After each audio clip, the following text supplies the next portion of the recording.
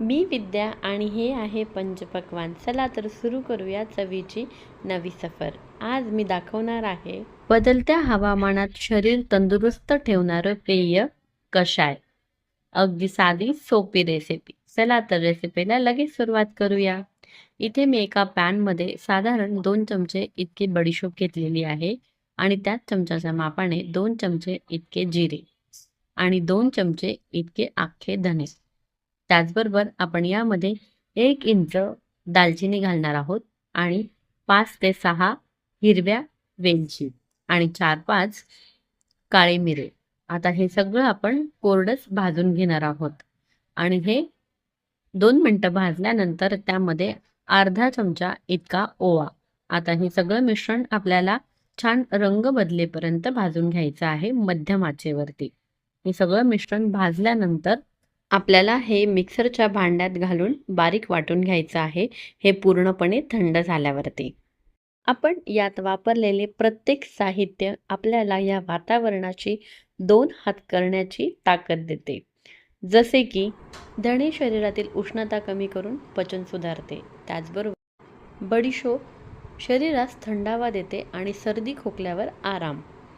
आणि जिरे आणि मिरे हे दोन्हीही भरपूर प्रमाणात अँटीऑक्सिडंटचा स्रोत आहे, त्यामुळे रोगप्रतिकारक शक्ती वाढते.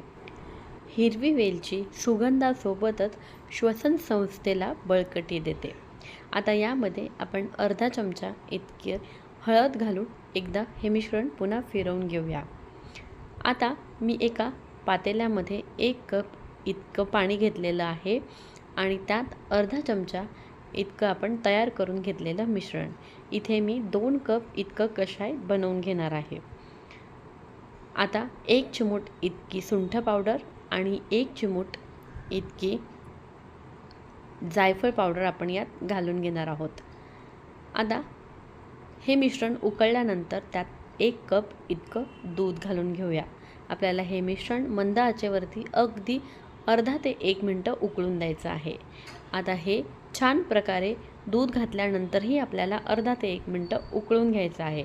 आता हे मिश्रण पूर्णपणे उकळल्यानंतर आपण यामध्ये चवीनुसार गूळ घालणार आहे. गूळ हे लोहाचा उत्कृष्ट स्रोत आहे, त्यामुळे हा नैसर्गिक गोडवा तर देतोच आणि आयर्न डेफिशियन्सीसुद्धा भरून काढतो. त्याचबरोबर सुंठ आणि जायफळ शरीर उबदार ठेवतात.